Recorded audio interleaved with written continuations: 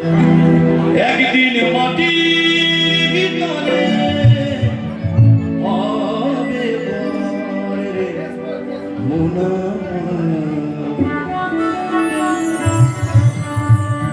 কেন বাঁধো দালান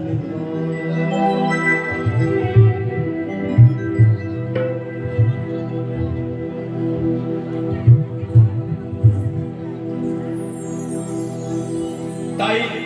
আমার আগের শিল্পী উনি বলেছেন মানুষের বিয়ে দুবার হয়,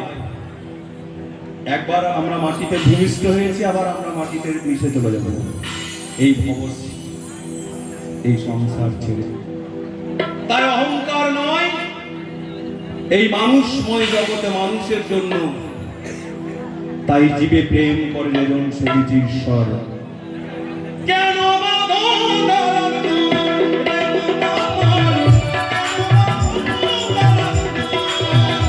একদিন মাটি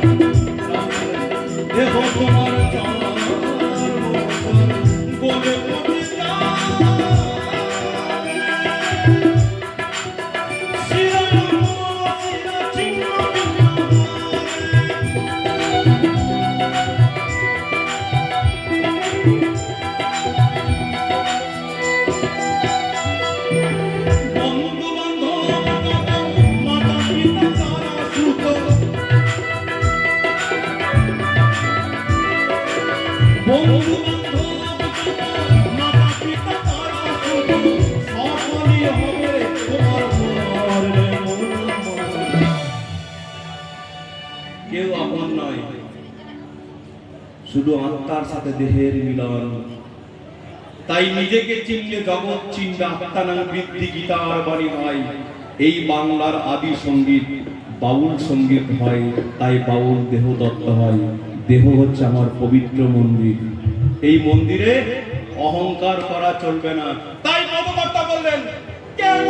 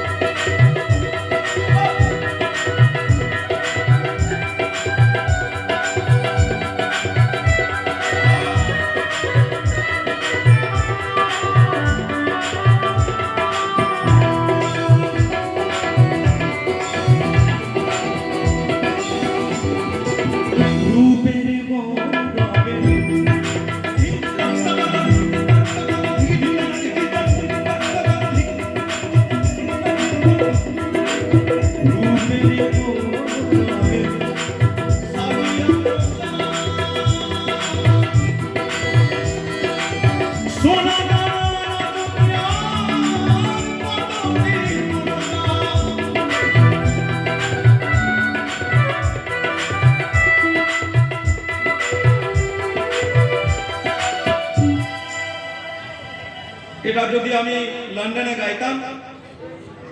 অনেকেই জানে আমি বিভিন্ন ভাষায় গাইতে পারি। হ্যাঁ, গাইতাম। সুনা সদার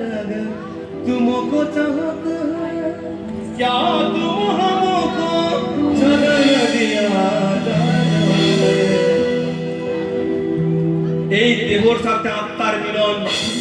বলছে যা যা রে আপন মন্দির সান্তালিতে তো বলতাম বাডায়া নামা দুলার সরি গীতা আমবে গোরি গতি বনতা है ना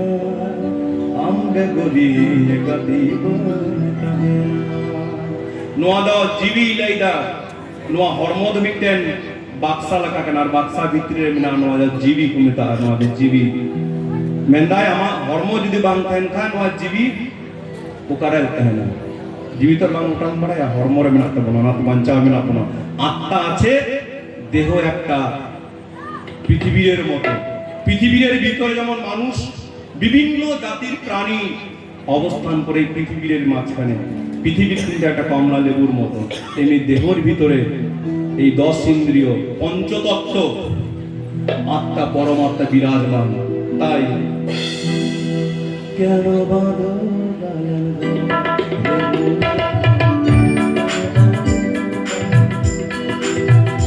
একদিন মাটি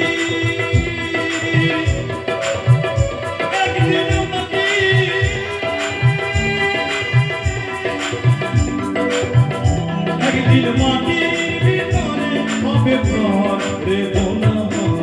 কেন বাঁধো কেন বাঁধো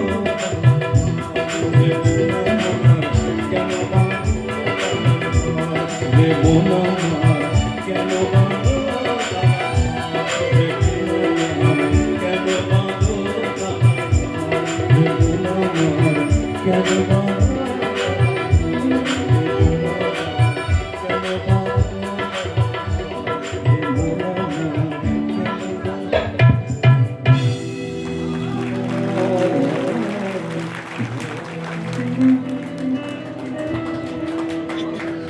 আমার মনে হয় আমার বন্ধুদের কথা একটু ভাবা উচিত না না আমার এই জায়গা থেকে বাড়ি ফেরাটা খুব চাপ হয়ে যাবে মিটেন হর্সিং বিভাগ সঙ্গে করে দেবো